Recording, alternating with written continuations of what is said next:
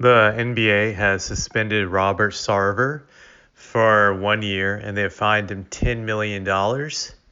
And what do I think about this? Well, first off, I had known about this scandal that Robert Sarver had gotten into for about several months. I believe ESPN published an article about this several months ago around the playoffs, I think, or maybe a little bit before the playoffs started, about this scandal. What I did find interesting was it didn't really generate the headlines back then when ESPN published it. So I thought the league had pretty much managed it well and they had swept it underneath the rug.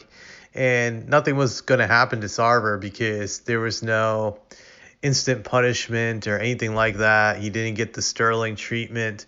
So I have to admit, I am surprised the league has decided to act now.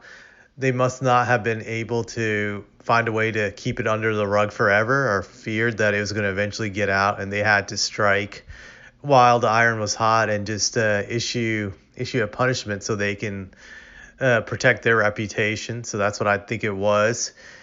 And what was he suspended for? So according to ESPN, he got suspended for the way he treated his employees. He said the N-word allegedly 5 times, and he treated his female employees terribly. So it was a lot of stuff. If you want to learn more about all the horrible things he did, there's articles about it. You can read about it. So I guess the next thing, what it makes me think of is just how his team's going to react to it. Just I would say Chris Paul is the guy I would think about first because he's always been a vocal guy.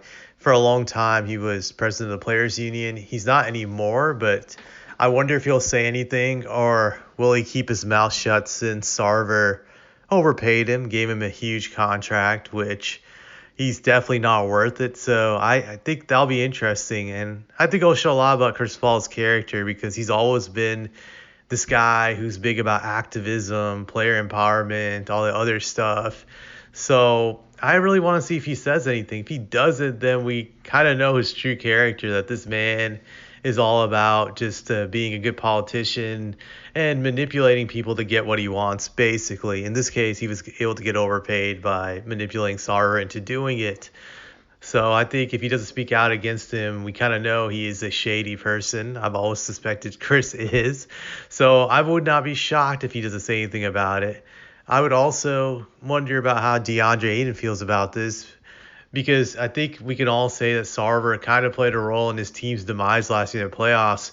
Word got out to DeAndre Ayton before Game 7 that Sarver did not want to give him max money or extend him, and that he wasn't going to pay him. The irony is that Sarver eventually did pay him, so which makes him even a dumber idiot for sending his people out there to tell him that before Game 7. He pretty much screwed over his team. DeAndre Ayton half-assed it and didn't show up for that game.